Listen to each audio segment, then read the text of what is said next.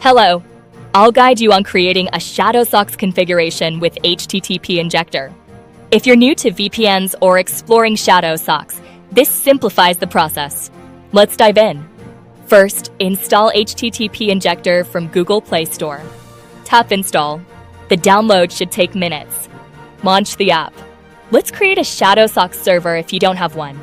To create a server, open a browser and search UDP Custom. Visit UDP Custom website. Click the menu icon. Select SS Servers, then Shadowsocks. Choose a location, then Create. Check reCAPTCHA and Generate. It takes seconds. Copy server details for HTTP Injector. Set up HTTP Injector. On the home page, click the arrowhead button. At tunnel type, select Shadowsocks server. Click Remain Same, then Save. Add server by clicking the setting icon. Click Shadowsocks, then Plus. Paste details and OK. Your server is imported. Go back, click Start to connect. Like, subscribe, and share. Thanks. Go back to the home page. Simply click the Start button to connect to the secure, fast, and unlimited internet connection.